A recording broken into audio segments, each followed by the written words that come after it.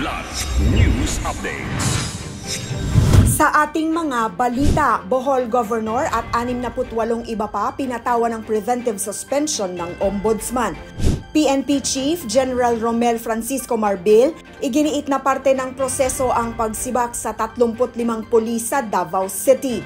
Heat index sa Giwan, Eastern Samar posibleng pumalo sa 55 degrees Celsius ngayong araw. Ako po si Cesar Soriano, kasama ang buong pwersa ng Kidlat News Channel para ihatid ang nangungunang mga balita sa buong kapuluan.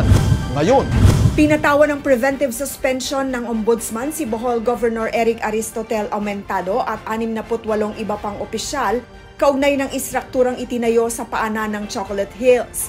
Ito ang inanunsyo ni Governor Aumentado sa social media matapos nitong matanggap ang order na nagsususpindi sa kanila ng 6 na buwan habang gumugulong ang investigasyon tungkol sa kontrobersyal na istruktura.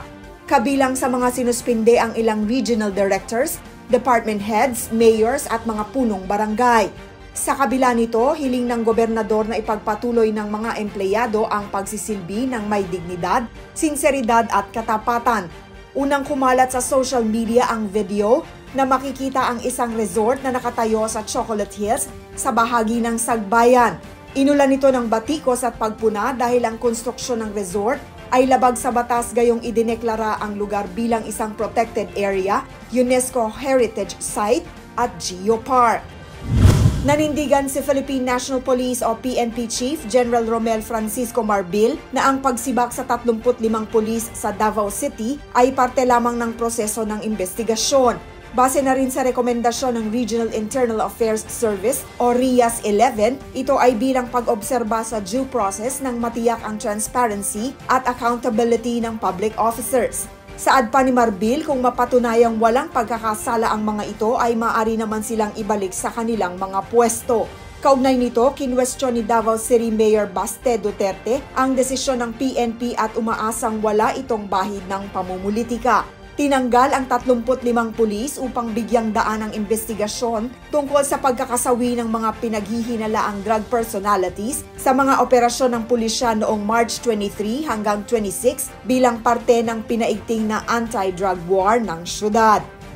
Inaasahang makararanas ng extreme danger level heat index ang bayan ng Giwan sa Eastern Samar, habang 38 lugar naman ang posibleng umabot sa danger level ngayong araw. Batay sa heat index forecast ng Philippine Atmospheric, Geophysical and Astronomical Services Administration o PAGASA, posibleng pumalo sa 55 degrees Celsius ang heat index sa Giwan. Ito na ang ikatlong araw na lagpas 50 degrees Celsius ang heat index sa nasabing lugar.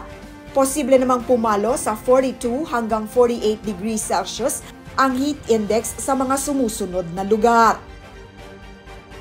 Pasok ang mga nabanggit na lugar sa danger category, kaya naman abiso ng PAGASA sa publiko na ilimita ang paglabas at manatiling hydrated para maiwasan ang heat-related illnesses. Para sa Kidlat News Updates, ako si Rosalyn Sinchonko, nag-uulat. At inyo pong natunghayan ang mga headlines sa nakalipas na mga oras.